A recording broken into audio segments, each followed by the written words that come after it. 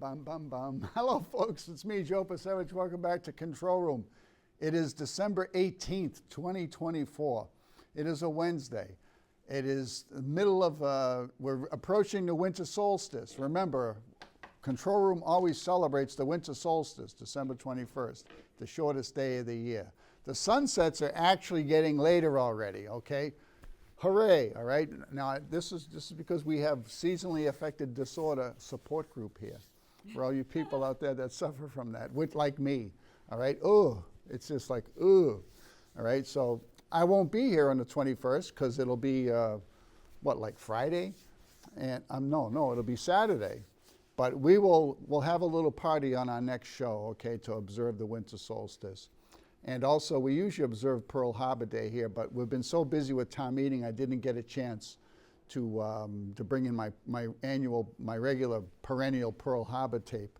Actually, right now, we are just recovering from the big, massive town meeting that we had Monday and Tuesday, which included the vote on the MBTA zoning. And there you can see the result in Marshfield of the vote on adopting MBTA zoning, 418 noes, and 221 yeses, all right?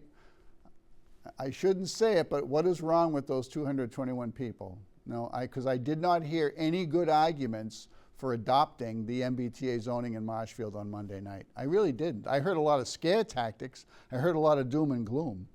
But also, in the springtime when we first voted on it, look at the percentages. I mean, the numbers. 289 no votes, 169 yes votes.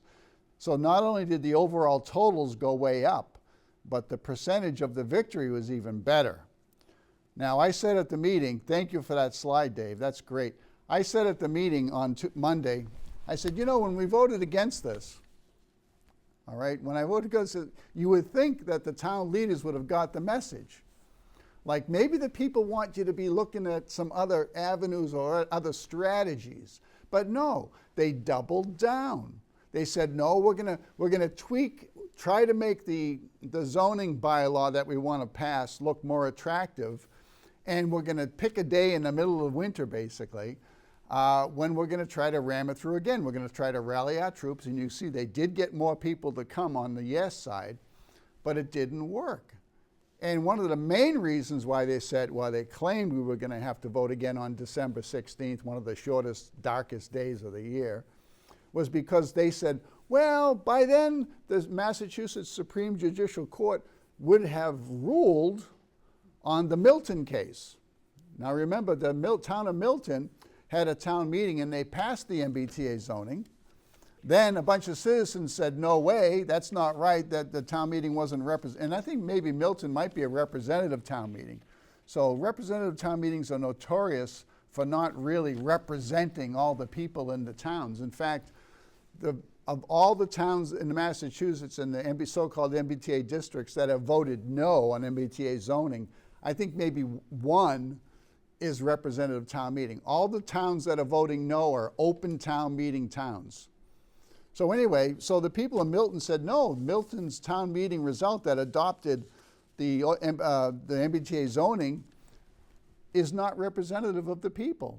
So they busted their butts, and in a matter of days, they got thousands of signatures to force a referendum. In other words, a ballot question where people had to go and actually vote on paper ballots whether or not to adopt the MBTA zoning, and they overturned the result of town meeting. As a result, the state, and namely and particularly the Attorney General, Andrea Campbell, has decided to come down on the town of Milton with all kinds of threats. We're going to take away all kinds of state money from you guys. We're going to send somebody there to take over the town and redraw the zoning lines.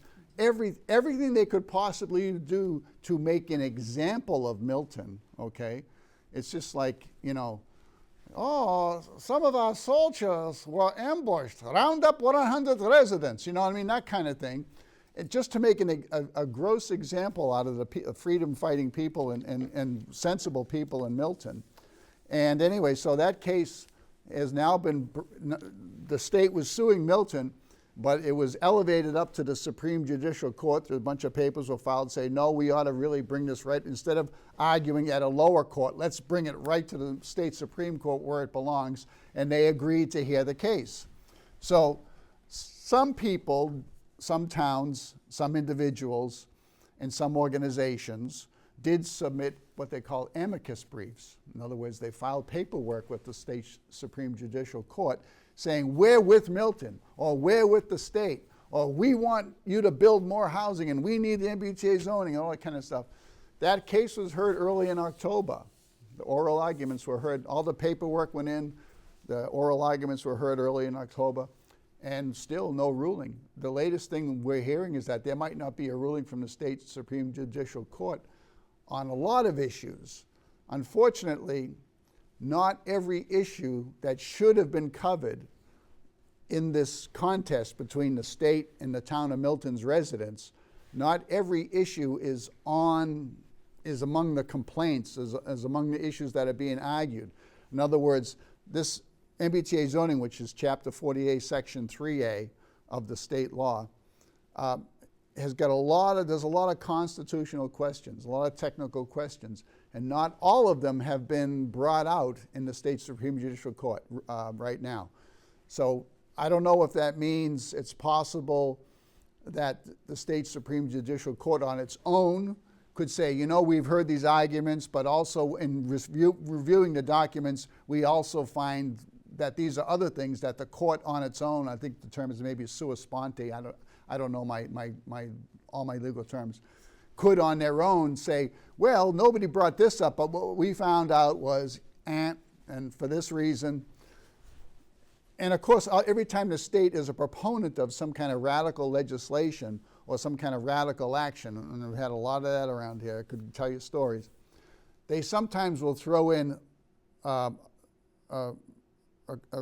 argument that covers everything by saying, well, we're going to side with the state on this, or whatever kind of legislation or mandate they're trying to shove down our throats, and say, it's for the public good.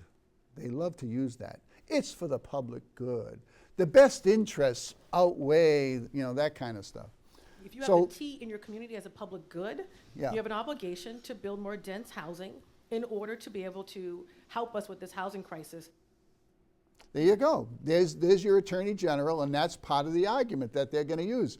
I've read some of the briefs that were filed in the state Supreme Judicial Court, and I can see where the arguments are for the town are a little bit weak, but I can also see where the constitutional issues, just from the viewpoint of someone that considers themselves semi-sensible, all right, that's arguable, but are just like really strong. I mean, there's no reason to ram this down people's throat. MBTA community zoning is not a one-size-fits-all. It does not work in every single city and town. There are cities and towns where it might work, but they're using the MBTA as a canard, as a way to get into these other communities, because they can't just make a blanket declaration for everybody throughout the state. Otherwise, there'd be a massive revolt. So they're trying to basically divide and conquer and separate out the different communities and residents of Marshfield and Massachusetts based on their status as a so-called MBTA community.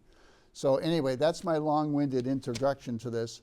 And we were told after this was passed by the legislature that all these towns in the MBTA service area needed to vote on this.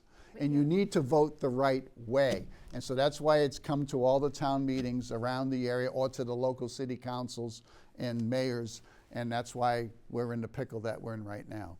And so, but we had a massive victory the second time now. We voted it down in Marshfield. I've heard in Rowley, for example, they voted it down twice, but the local politician leaders want to bring it back for a third time. They're going to keep pounding and pounding and pounding. But the town doesn't necessarily have to bring it back for a third time, because it depends a lot on what the local planning board thinks. All right? So with regards to that, I'm going to shut up now for a minute, because there's so much to cover. And I want to introduce one of our guests here today, and it's none other than Amy Troup. Amy Troup is a resident of the town of Halifax. Halifax voted on Monday 700 to 12, Amy, is that correct? Against? Yes. Now, Amy's also on the planning board. Yes. So Amy, now, we're not alone, Marshfield. I always say on Control Room, I try to bring in people from other towns, right? We want other people, we want other perspectives. We want to share what we're going through and learn from each other and back each other up. And right now, the more towns we have voting this down, the stronger we will be when it comes time to fight back against the state. And the better chance we have, the more leverage we'll have. Right now, like I said, the Attorney Generals and the state is like putting all their energy and all their forces up against Milton, you know, to try to defeat them. But if we have 30 or 40 towns, right now we've got 20 solid no's, and we've got a bunch of other people that are no's but that are postponing their votes. And we've got a lot of towns that were yes votes that want to join this fight. So we need to keep those numbers up. But on the same night we voted, Rentham and Halifax voted. Rentham voted like 540 to 50 to shoot this down. Halifax voted 700 to 12.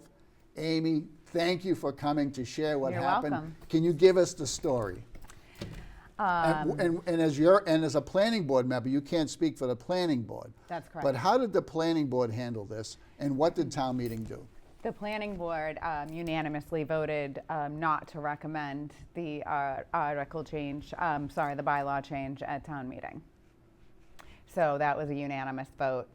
Although, Did they have any kind of a draft form of a possible MBTA zone? Were they at any level of compliance, as they call it, at all? well, Had they discussed we had a it? zoning bylaw review committee Right. that actually put together a law, but it was very vague and got rid of so many different parts of our law. So that's why at our hearing in November, we put it down. They didn't have everything all labeled out as far as pretty much anything. It was so, I think I called it a very vague, open law. And one of the most important parts. So that's your draft of This- the proposed Halifax That's correct. This is the proposed. MBTA zone law. Okay. That's the proposed. And this one right here, as of right, number 2, as of right, it says here, that's the most important one. Right. The development companies will be in. So I get in line about 6 o'clock. Our line is For town wrapped meeting. all the way Right. around our gym. And I was like, oh, I better get in line or else I'm not going to get in there. And you know who I ended up getting in line behind? A man that had just taken picture of our standout, and I could tell he wasn't from the town of Halifax. Oh. I'd never seen him before. And I said, I forget whether he introduced himself to me or vice versa, but I said, what's your last name? Because he said his name was Charles, and he goes, Downer. And I was like, oh, you're the merger and acquisition company for the Oh. land that we're rezoning tonight. And he Ah. was shocked that I knew. I was like, well, Well, you're in real estate I anyway, am. so I you know am. how the things work. yeah. Right. So he was sitting in the out of town section. So by the time we all got in, it was over an hour after the meeting was supposed to start. Supposed to start at what, 6:30 or? Yes. Okay. Yes, and we had. I heard that it was like delayed by an hour, more than an hour and a half, because they just couldn't accommodate the flood of people. Yes. And they were thinking of moving it to another location. They were thinking about moving it on Right. another night, and then I was talking to the selectmen, and I'm like, absolutely not. I'm like, Friday night during Christmas, Right. we're gonna get all these people to come back here. I'm like, I know, I have a party.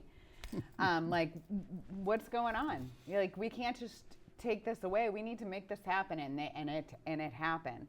We had the availability to have over 900 people in the gym, and then I forget what the capacity was of the multi-purpose room where we used to hold town Yeah. meetings. But yeah, it was pretty exciting, and we had 2 items on the warrant, 2 articles, and MBTA came in second because we have this awesome lady, Mrs. Maureen Rogers, that made it so that we have to draw out of a hat to see which article comes up first, so that Oh, you was can't that stack town okay? meeting. Right, Yeah. right. We Yeah. have that. We have a cage, like a bingo ball cage. Yeah. And we always watch how they do that, because sometimes in the past what they've done is they've pulled the balls out ahead of the town meeting and they're already lined up. Oh, that's not right. And we've got that on video. That's not right. It That's should not have right to at all. happen. Yeah. And then what they do is they pretend that they're rolling the cage and taking a ball out randomly, you know. So you're taking the articles in a random order.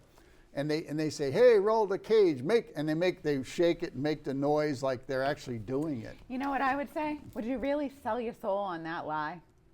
Well, they did it because they wanted articles to come up in a certain order. I know, but and that's they, wrong. And they want to set up the audience or the number of the voters that are there so that all the voters that could possibly be harmful to their agenda leave early. But is that the intent of that law? Well, of course not. Right. No. So then you're actually selling your soul Right. on a lie. Oh, it's totally immoral. I mean, it's like Crazy. unethical and immoral, Yeah. and it's anti-American, Yeah. and it's just amazing how it's an evil. It is. It's evil. Yeah, I'm sorry, it's just evil. But that's what we have in this town, and the way they treat people when they speak up. I mean, it's amazing. People express their opinions, and we had people come to our meeting who had prepared statements, and they wanted to just go to the microphone, and we only get 2 minutes to talk, all right? And one lady wanted to express the reason why there was such an outpouring, the reason why there was so much outrage, and the reason why there was such negative feedback and blowback coming from the citizens. One of the reasons why she was trying to say, her name is Tina, by the way. If she's watching, she knows I know who she is. Was because she wanted to express to our leaders why there is distrust. What we've been through the last 4 years, okay? Well, even going back further, but especially the last 4 years. No wonder why there's so much mistrust. No wonder why people are now skeptical and very circumspect whenever the government says, I've got something for you that, you know, that you're going to love, right? And so when she just tried to express that idea, she got shut down. She got screamed at by the moderator. And it happened to not just to her, but to a couple of other people. And there is so many examples of that you can find now, you know, online, in the media, especially alternative media right now. And I don't know why they don't get it. I go to meetings, like in the springtime I was speaking against this. I was also speaking against a big no-bid contract that a town administrator was trying to slide through. I was speaking against illegal contracts that he had signed on for solar panels and all that kind of stuff. And what did I get? Oh, Mr. Pisarich, you're engaging in misinformation again. You'll be shocked, you know what I mean, because you're speaking against the powers that be. And that kind of government, managing government, that is evil. It really is. So our town moderator is also the chair of the planning board. Wow, Okay. And Are they both elected positions? yes. they are. Okay, because we have a bylaw that says you cannot hold more than one elected position at one time. Okay. Well, he did a terrible job the other night. He actually listened to the town motion to go right to vote and avoid discussion, and you know what happened? It all got seconded, and he went and had a little huddle with, you know, the panel of selectmen and our attorney, and then came back and said, no, we're gonna have debate. And we were like, excuse me? And then somebody else got up to the mic and said, we're gonna motion to go right to the vote. And then it was seconded. And Right. again, he's like, no, we're gonna have debate. And then somebody else said it, and he was still trying to do it. And then finally, the whole entire gym, I can't stand, like I said second.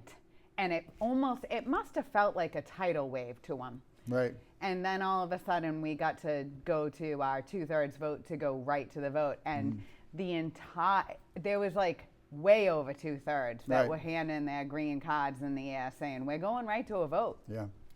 And we did. And then when we voted, we've probably had like 95% saying no in the room. Yeah. It was amazing. It was amazing. Yeah, it's incredible that the moderators do have a lot of power. When you read what is in black and white, and when you look at town meeting time and other guidance for town meetings, they do have a lot of power. They can't go against a motion in a second. No, they can't. And they have to allow that. I think that's one thing they have to allow. They don't have discretion there. In our town meeting, their emotions, like to move the question and to take things out of order, and oftentimes in our town meeting, the moderator doesn't even follow the rules. Like somebody got up to move the question, and he didn't even take a vote on it.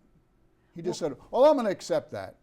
You know, and probably, and they were like, I know on the MBTA vote, there were like 7 or 8 people that still wanted to talk. Yeah. And it didn't happen.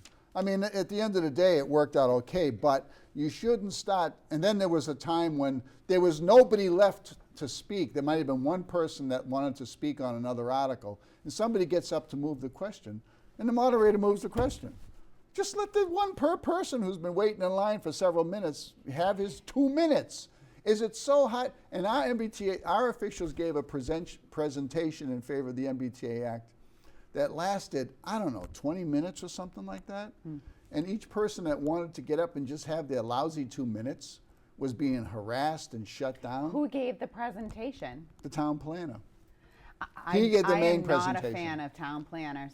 You know why? No, he had a bad night. Everything he proposed failed, basically. Oh, well, that's good, Well- because they're bringing it down from the state. I really believe that that we should have in our charters that these people that we hire to Right. work in our towns should work in our towns, Right.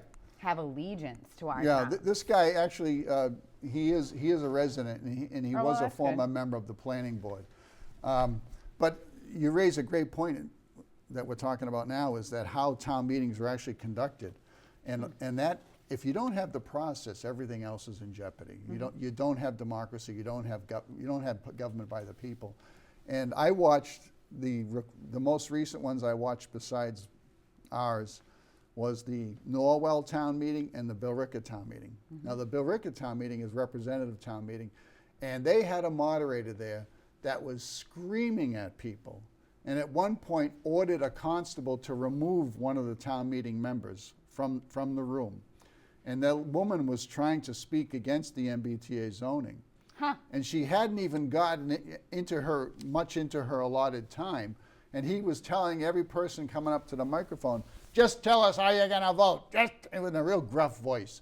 Just tell us how you're gonna vote. Enough of that. Enough.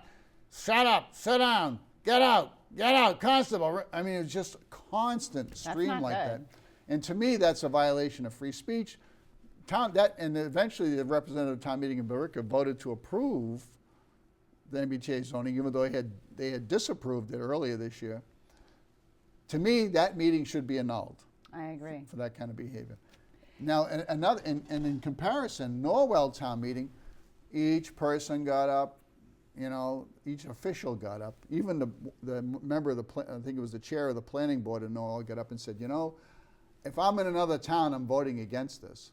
But here in Norwell, we've picked an area, basically he was saying that's virtually impossible to build on. Which is a way that they can come in and say you already gave it as of right. But they've given away the right, and they've got that bylaw on their books now, so now they've got their foot in the snare, and they're not going to get out.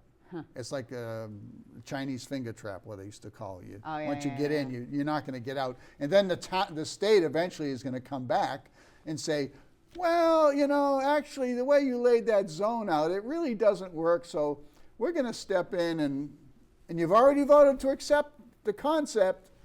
So these people are not, but in Norwell, they were very slick, and then the chair of the select board got up and said, I would vote no, except from what I'm seeing, not enough towns are voting no, so there's not enough numbers there to align ourselves with.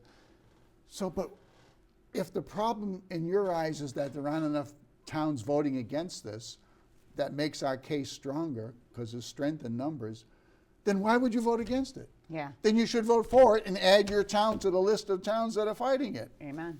And it's like, it's some kind of, I don't understand it. It's like, my folks came from Eastern Europe, and they came here, they loved America, they just worshiped practically the Constitution, and compared to where they came from with all the despotism and serfdom and all that goes back generations, they were so grateful to be here. And even now when you see recent immigrants from places like, Russia or Ukraine or Kazakhstan China. or former Soviet republics, they'll just with tears in their eyes tell you, oh my goodness, Finally, the people have a voice. There's process here. But we're seeing it go away. Like Tatiana Semirog from Duxbury, who ran for state representative, that was like her message, you know. Great example. She says, from what I saw and what my parents and grandparents told me, she said, you know, what's happened, the way we lived over there in the Soviet Union is what's being instituted here. That's correct. You know, and it's like, it's not glib, it's not funny, it's not a meme, it's fact. That's what's really happening. That's right. So if you let it in and you purposely, especially if you're saying out loud at meetings that you're zoning it so that people can't do it, then the developers can come in and overturn that. Oh, You can't zone it where it can't happen. right. That's not okay. Yeah, and that's the danger of doing that. And by the way, that reminds me, that was one of the points that our town council, Mr. Galvin, who's also town council for Norwell, he kept saying it, and he was like really strident and adamant. If we don't pass this, I was told by the Attorney General, I was on the phone with them yesterday, they're coming into town on January 1st, and they're gonna negate our zoning law, and they're gonna put MBTA zoning buildings anywhere they want. That's what he was telling us. So the question you asked me is, where could this go? And it is my view that these 1,183 units could be located anywhere by a developer that was looking to convert an existing home into a multifamily, was willing to assemble some small homes that are close together, was willing to purchase some large property with acreage, or convert some commercial properties elsewhere other than in this district. And if we do not confine this to this particular district of the town, then the entire town faces the prospect of having multifamily housing developed in the villages and in the communities. That's just an out of space gross exaggeration of what he claims could happen. It's crazy. It doesn't make any sense at all. You can't change, the zoning is already in place for the rest of the town. And besides, he talks about assembling single family homes. That means, you know, where they wanted to put this is largely right now condos and commercial and retail. If you were to try to assemble 30,000 square feet or an acre of land somewhere in a residential area of town, okay, knowing what the cost of a house is right now, you know, just for a tiny house, so they start around, on 5,000 square feet, starts around 400,000. All right. Wow. I mean, you've got I don't buy it. I simply don't buy it. And he's got nothing to back it up. And he's also, by the way, like I said, town council in Norwell. Interestingly, on the same night they had the MBTA vote in Norwell, they were voting on allowing a cell phone tower to be placed in Norwell, at a place in Norwell. And one resident got up, and a lot of residents were against it. And some of them based their opposition not just on the aesthetics, but, you know, we have concerns about electromagnetic radiation. We don't want to live next to a 5G generator tower that generates 5G electromagnetic wavelength radiation, and we should be ashamed to vote to put this tower where we want to put it right now. So Galvin gets up at the town meeting in Norwell and says, well, I've litigated cell phone towers at the U.S. District Court in Boston, and basically said, you've got no chance. The court won't even let you argue your health concerns or anything like that. Well, that doesn't matter. The point is that the people don't want it. Yeah. And the people are the backstop to everything. And at some point, the people say, no, we don't want this. Instead, we're being dictated to, as we saw in the clip with Attorney General Campbell, saying we have an obligation to do this. And we even saw Governor Healy speaking about MBTA and the intent of Governor Healy. I don't know if we have that clip. The MBTA Communities Act, which was passed nearly unanimously in the legislature, signed into law by Governor Baker, simply requires communities to rezone, to draw up plans. It actually doesn't require them to build any housing. That's even more ridiculous. Ridiculous and nonsensical. So then why would we vote to impose that on us when it's basically open-ended, and it's leaving our communities wide open to assault and destruction? By multi-million-dollar corporations, Right. who care nothing about us And who have a will bottomless leave bucket of money. with a problem. So my whole thing is if you put 750 units into one small area of your town, even if it's a logical place, where are they all going to school? Where are they going to drive? Where are they going to grocery shop? Where's their water supply coming from? It's all coming from the same place. It doesn't matter where you put it. Too dense housing is not good for your water, your police, your fire. And if you give it to a multi-million-dollar corporation and they leave town, then guess who is in charge of making it so that your infrastructure is okay? All the taxpayers. That's right. So the only winner is multi-million-dollar corporations. Why are we selling out our country? Like, why would any representative bow to that? And the whole unanimous decision, I mean, most of our state reps aren't representing people. We just saw what happened with the audit question.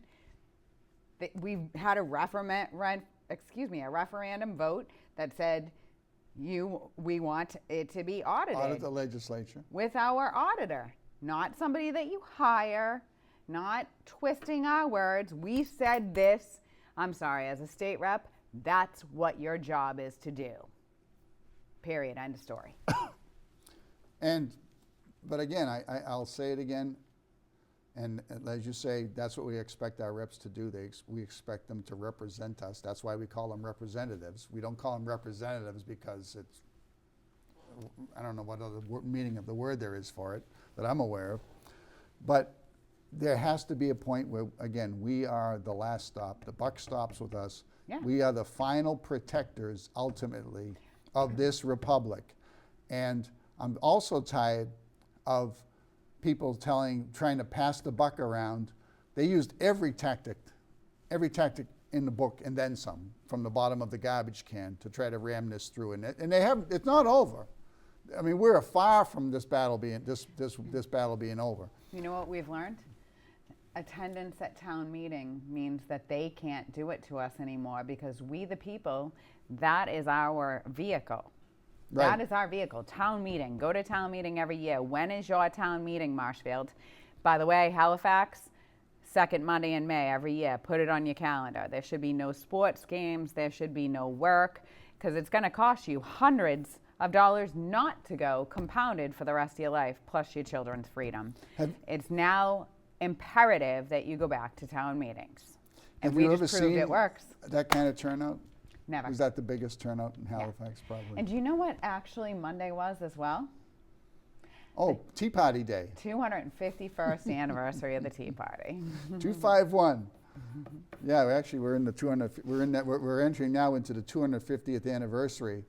1775, the battles of Lexington and Concord, and also the Battle of Marshfield, which really the almost Battle of Marshfield, when there were so many Tories. A little side trip here, little tangent off a little tangential thing here. Okay, there were so many Tories, pro Crown, pro British royalty people in Marshfield that they sent a letter to the general in charge of the British garrison in Boston. Please send us some troops. We're afraid.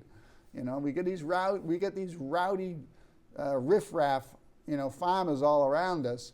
So they sent a big contingent of redcoats to Marshfield. They camped down here off of what is now Careswell Street. Oh, no kidding. And so the alarm went out to Kingston and Halifax, and I don't even know if Halifax was incorporated by them, but all those lands, okay. Yep.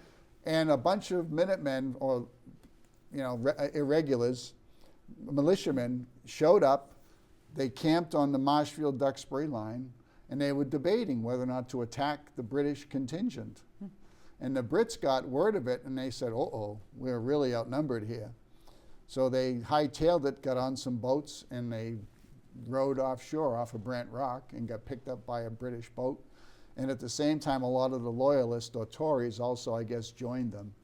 And that was the evacuation of Marshfield. And that's coming up, by the way, for you people in Marshfield, that's coming up.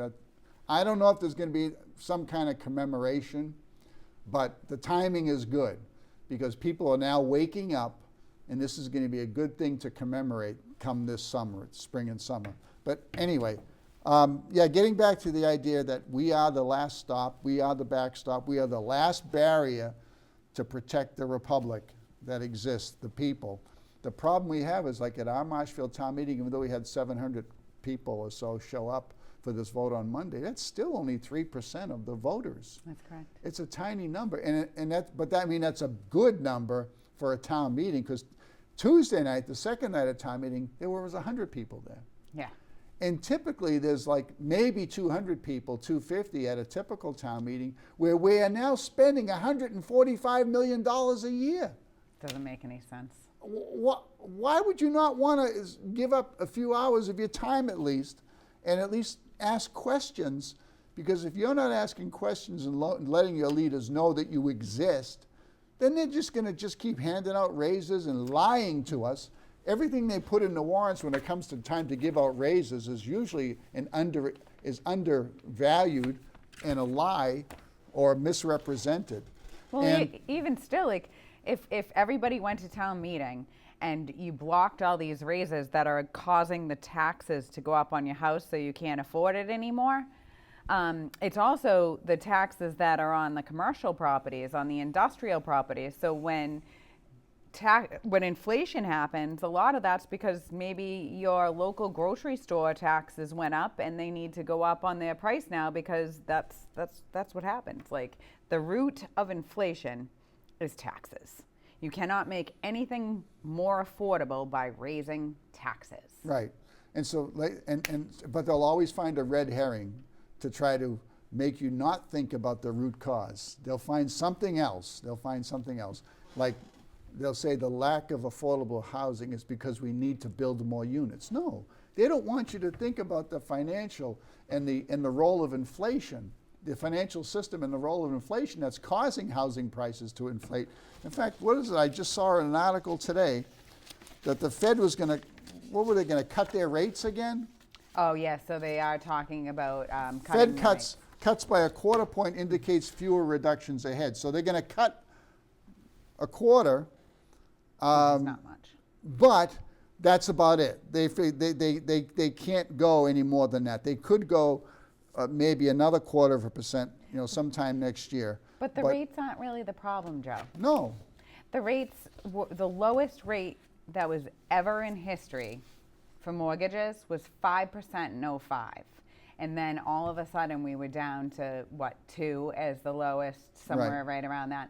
That actually only made it so that people could afford more house, and they're in debt hundreds of thousands of dollars more because of that, which also on the offset does this. So if you sell a house and the last assessment was $400,000 and it sells for $700,000, over the next 2 years, that assessment has to go up to the $700,000. So they're actually getting more tax money out of you. Right. And my question is And then they lower the tax rate and say, look at how low our tax rate is. and why do we settle for games? We should show Right. up to town meeting and take our country back, because it's the foreign banks making the underwriting. It's the corporations that want to come in and take over our towns and Right. put us all in debt. I would actually call it a land grab, kind of like is, the it is. Indians lost the land to the, Right. yeah. We're now losing to corporations and foreign No, banks. we know that the big pockets that have unlimited funds, and of course in our Federal Reserve is telling us, we don't have to tell you where we're putting the money. We're creating money out of thin air, and we're giving it to this corporation or to this foundation or to this group of people, and we're telling them, go out and try to make a couple of % on it, all right, to keep our bonds viable. And these people get tons of money, and what do? What's the best thing to put it in? Property, right? I mean, it's like, I'm going to go off on again another tangent left field. What do you think is going to happen to Ukraine? How do you think Ukraine is ever going to rebuild? They're going to have to sell their actual infrastructure and their actual land. They're being put into a corner to sell their actual souls and their actual land.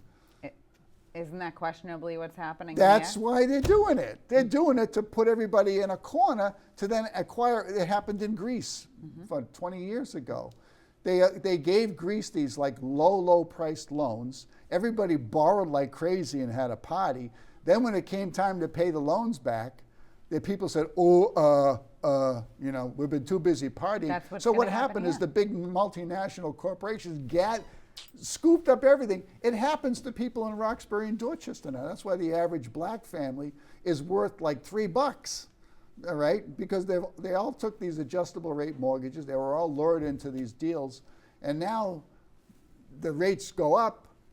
They can't afford it. They get kicked out. And the big corporations grab up all the land. I think in Springfield, something like 20% of all home sales is now acquisitions by big corporations. People got to start looking at the big picture. Yes. But anyway, going back to what I've been saying is that since the people are the final stop, the final backstop against total tyranny, people have to go to town meeting, like you said. They have to question. They have to hold the line. There was recently an exchange between U.S. Senator John Kennedy. He's a pip. He's something else. I call him the king of quips. When he had Governor Baker in front of him during a recent hearing, U.S. Senate hearing, and the topic of discussion was transgender people participating in sports. And John Kennedy makes a good case, a good point about what the duty is or what the responsibility is for people in significant positions like Charlie Baker, who's the head of the NCAA. What should he be doing? And the question is equally applicable to all of us. What should we be doing? That's right. I think we have that clip of that exchange. Biological males, you allowing biological males to compete against biological females. And you folks at the NCAA don't do anything except sit there, watch, cash your checks, and suck on your teeth. I would argue that we've made a lot of progress on a bunch Well, of those why don't issues. you take a position on transgender biological males competing against females? You just told me it wasn't fair. There's a federal standard on this is one that we would work with you on if you wish to work on it. Why don't you do it on your own? Because we're a national what you're governing there body for, and we Charles. follow federal law. That's what you're there for. Why don't you stand up and say in front of God and country, federal law is wrong, and the NCAA believes in fair competition. We also believe in equality. If you want to, in America, you can be whatever you want to be. You can be whomever you want to be. But our job is to promote fairness in sports. Our job is, Biological males are not going to be allowed to compete against biological females. Why don't you go to Amazon and buy a spine online and take a stand? That's good. Yeah, he's something else, John Kennedy. How come we can never get senators like that around here? You know, I should have John Kennedy on this show. What do you think, folks? I But think no, that'd be great. I mean, so we want to play that clip because there's a dual purpose behind that. Like Senator Kennedy is saying, you know, you've got to have a spine. You know, if you say out of one side of your mouth that you're against this or you're for that, then why don't you carry it out? I mean, actions speak louder than words. You know what I'm saying? And the second purpose for playing that is to let people know every time MBTA zoning gets talked about, we're reminded, like by Governor Healy or by the Democrats in this area, in this state, oh, but it was a Republican that signed the MBTA zoning into law. I question that. Okay, but even if that's true, what kind of Republican was it that did that? Well, you know what else is true? All right, so fine. So Charlie Baker put it in. And if you don't like it and you're trying to offset it with, oh, well, a Republican put it in, well, then get rid of it, Mara. I mean, if Right. you don't like it, why are you making it worse? Why Yeah. are you pressing down on us so badly and adding grants? And why? It doesn't make any sense. If you don't like it, then pull it from the shelf. It all comes down to the people. Where you can't rely on your so-called leaders. This was posted. There was so many things posted. Again, I had statements from different people in town that got up at our town meeting in Marshfield the other night. But social media is so huge right now. I mean, I mean, it wasn't only 10, 12 years ago, 15 years ago, that whenever we had something going on in town, we were like making Xerox copies of flyers and knocking on doors and taking flyers and rolling them up and trying to put them under the handles of doors and all that kind of stuff. That's all gone now. I mean, now you just go to Facebook or some other social media app. I still argue that door knocking is probably Oh, one of the yeah, best. especially if you're running for an office, because people want to see the face behind the name, right? But when it comes to issues, all right, the best thing right now is social media. So we're watching social media, and which has been massive in terms of getting the vote out on these articles. And here's a guy, I just took a sample of some of the sentiment that's being expressed, and I want to read this, if you'd let me do it. A guy named Mark Pepin, and there is a Facebook page called MBTA Communities Act, which is where people go to discuss this. He writes, now Rentham voted this down, 540 to 50 or something, Nice. same night that you and your town and my The town Tea voted. Party anniversary night? The Tea Party anniversary night, we had the hat trick. And Andrea Kama was like sweeping up the hats off the ice, off the garden, okay? You know how that works, if you're a hockey fan. So tonight, this guy Mark writes, so tonight I was visiting my parents in Rentham. I should have had this up on the screen. It would have made more of an impact, but that's okay. Their town held a special election for the MBTA 3A debacle. To see the perspective of this community versus Gloucester was like night and day. And I guess the guy lives in Gloucester, but he's visiting his parents in Rentham. Rentham was 92% opposed to this. After hearing the people of Rentham, as well as the majority of the selectmen, I couldn't agree more with them. Once a community votes yes, there is no going back, which we just talked about. Once they get their foot in the door, once the the camels got their nose under the tent, there is no going back if you vote this in. So there's no choice. You just can't vote it in. Also, 3A, the grants that are being withheld, that they're threatening to withhold from us if we don't comply and vote the right way, those are all discretionary grants, and they are not guaranteed grants. Some people in our town were arguing, the chair of the select board argued Monday night, we're going to lose $5 million next year. What? Yeah. When have we ever gotten $5 million, right? Never. And then somebody else said, we're going to lose $9 million. And I asked the ladies on one of the ladies on the advisory board, well, where do you get this $9 million figure? And then somebody finally said, well, there was $9 million over a period, but that was over 10 years. And then somebody with a $145 million budget, you see the percentage. We're talking about like $10 a household, folks. Yeah, and at the same time, when they want an override, they tell us that to pay for the override shouldn't be a big deal for us, because the expression they use is, hey, it's only a cup of coffee a day. Yeah. But we can't use that argument on them, right? All of their issues are a cup of coffee a day. So a cup of coffee a day. Yeah, what so they it's want like is a cup of- 50 issues right. times a cup of coffee. Yeah. Well, guess what? Let's turn down those grants, and I'm willing to give up a cup of coffee a week, all right? Anyway, so those grants are discretionary and they're not guaranteed.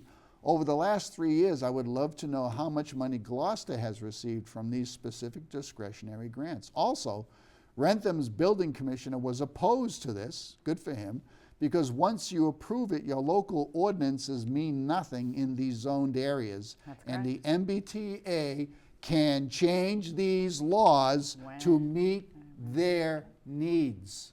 Yes. And some of us made that point.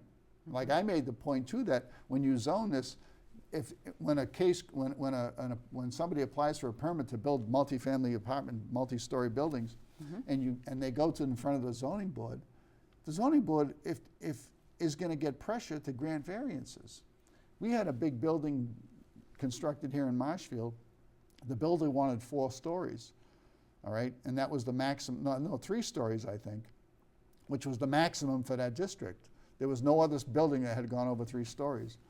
They wanted 4 because they said we won't be profitable without the 4th story. Oh, okay, here we'll write a variance. Just like that. The problem is in some of these districts, there are no abutters. And the state has written the laws so that in order to challenge a zoning board decision, you have to be an abutter. But what do you do in a district where there's no residential abutters? Want me to tell you what I think of that? Go. The Zoning Board of Appeals, whether most towns have it appointed by the selectmen, should not be giving out a variance unless there's a hardship. And if Right. somebody's buying into the property, there's no hardship. So I would argue to say that the zoning Yeah. bylaw, the zoning board of appeals is not following the law. But see, the problem is that you need people paying attention. And if they're not, this is what happens. So my argument now is that anybody who's working for the government that's allowing these little things, oh, well, we'll give you a variance because you're our friend, or you gave us $50, or whatever the reasoning is. Yep. It's all wrong, and it's against themselves and their children as well, because they're slowly giving away our system.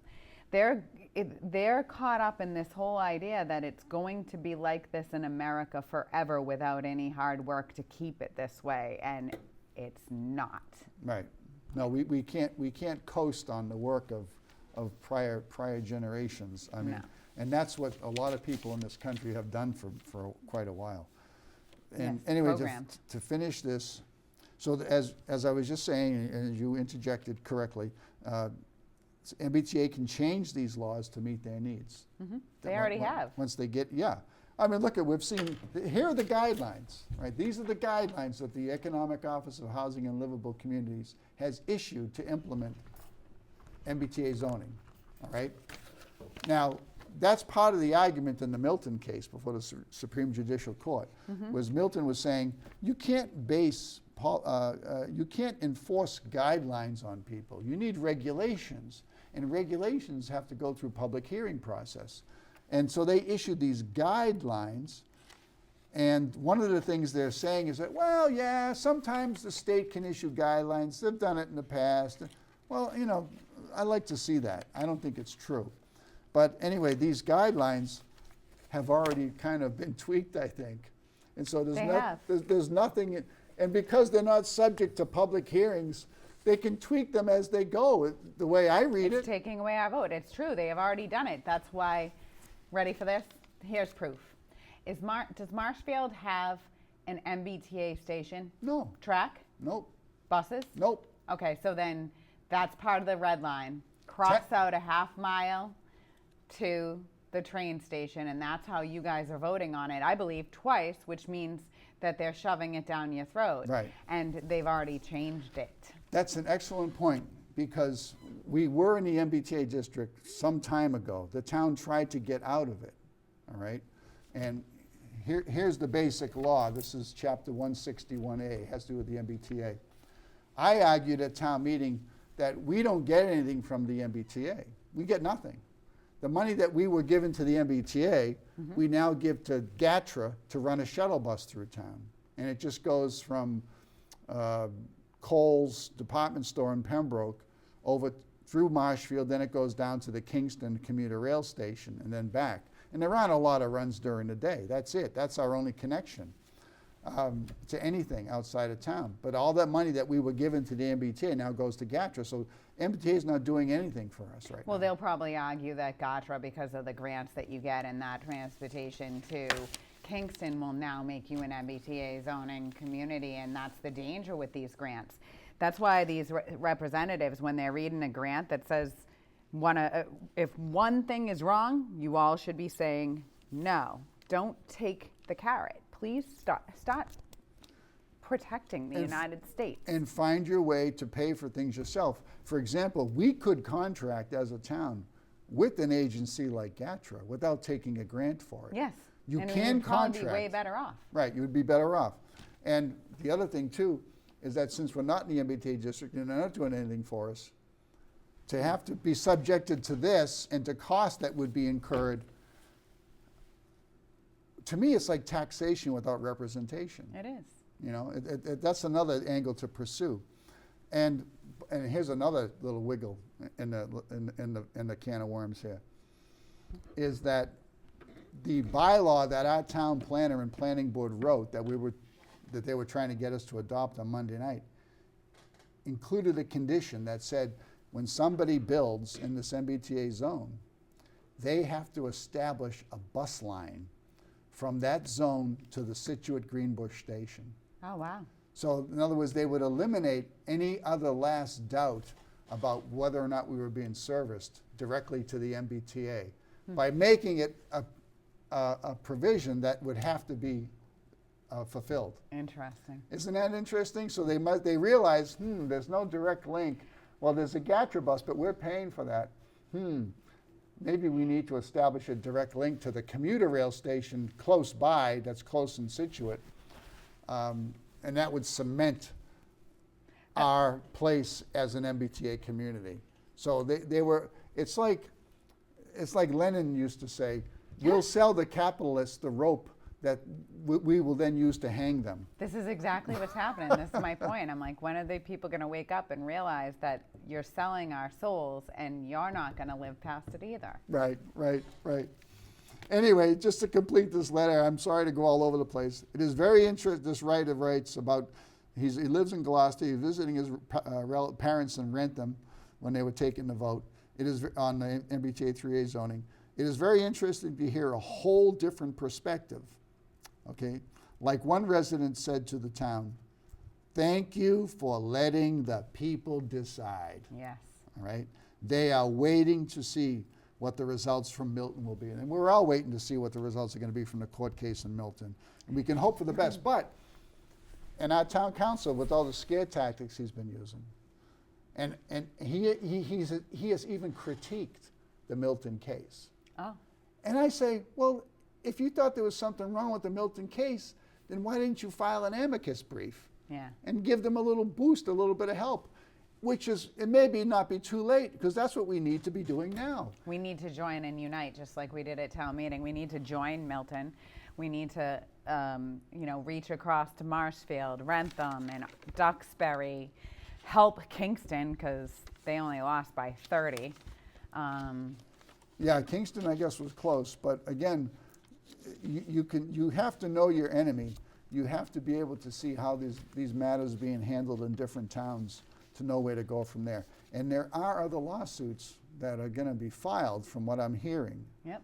I know that there's a class action lawsuit that I think is still in the works right now. It is. And there probably will be others. So again, as I started out by saying, if the people keep voting us down time and time again, why aren't our leaders now sitting down saying, what's going to be our legal strategy?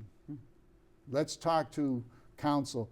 And of course, we don't want our existing town council in Marshfield handling this case. No. He's already a defeatist. I really sometimes think they are just, what's the word? Paid? Obsequious. Thank you very much. I'm going to make like a password segment. You know the old game show Password? I'm going to make it part of a control room where I'm going to have a guest and I'm going to try to prompt them to say the magic word of the night. Obsequious. And it's obsequious, subservient. And that's what we have around here. But thank God we have some of the people. Oh, I'm sorry, I like to read some of the statements that some of our residents came up with. And it's wonderful. We have so many people that have found their voice. You know? Yes, keep and standing. we're finding people like Amy. We're getting together, yeah. So hey, have a Merry Christmas, all right? Merry Christmas. And what's Christmas? Christmas is Next Wednesday. Oh, it's Wednesday. It's next Okay, Wednesday. That's Tuesday, when we do Wednesday. control room. So I don't even know if I'll have a new show in time for that. But if I don't get a chance to get on the air to see you then, please have a really Merry Christmas, okay? And be generous to yourself and to those close to you, and be thankful for people like Amy, and for the crowd, for the 400 people that showed up to vote no at town meeting on Monday. These are your friends. They have your interest at heart. That's correct. Not the leaders. Okay. Good night, everybody. I'm Joe Pasevich for Control Room.